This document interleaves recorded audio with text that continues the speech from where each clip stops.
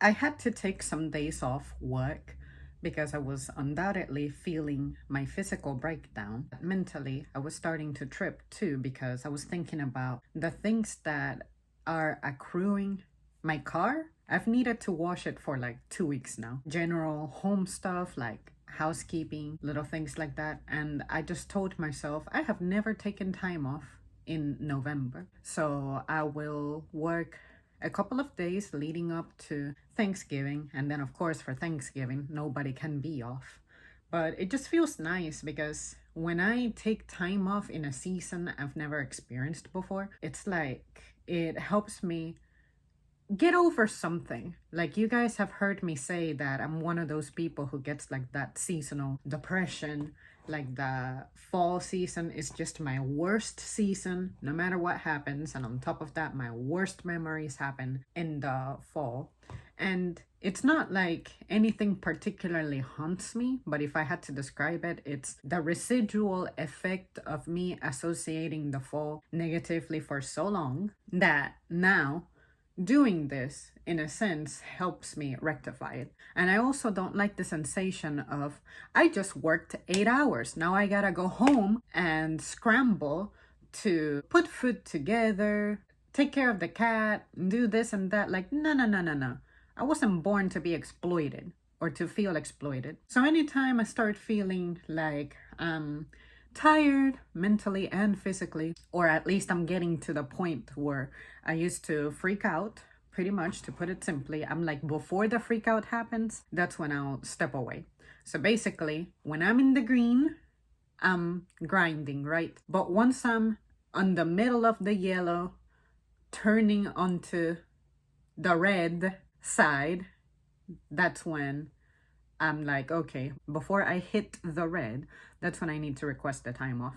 I used to push and grind and do all that bullshit, and it's not worth it. It is not worth it at all. And it always reminds me of the people who get shit for expressing themselves in this manner, how other people have it worse because they have more demanding careers, more demanding jobs. And some of them have neglected homes, neglected families, and then we, the rest of us, have to suffer the consequences of that because they don't see it. They don't see the effect of their neglect on their home and their loved ones. I am never going to feel inferior to anyone. That is what the duty demands. Well, have fun with your duty then. I don't want to sound ungrateful. Like, I don't want to dismiss the people who do important jobs such as saving lives and enforcing laws. I'm grateful because even the way I am, I don't think I could live very well in an anarchy or dictatorship style of life. But I'm just saying, if you are fit to do that, to like give up your entire life to devote to that, do that. But don't expect for the rest of us to join you or to support you even. Like I have always said, there's no way that I could just pretend to be happy and productive, letting go of myself, giving up on myself, giving up myself, and then be expected to put a good performance. What about me? If I don't take care of myself, then I break down. And through my breakdown, everybody else who depends on me is going to suffer too. No matter how much you try to sell me this whole, you gotta be selfless after you are done being a child.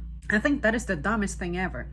Because if you, like I said, neglect yourself to give in completely to some project, especially a project that is not originally yours, this shit is going to end you sooner. I'm never going to compare my life to anybody else's. It's not something that I have ever really done. But from the perspective of, say, the trendy topic of discussing our parents' experiences and opportunities versus our experiences and opportunities and how they're different, sure, I can discuss that.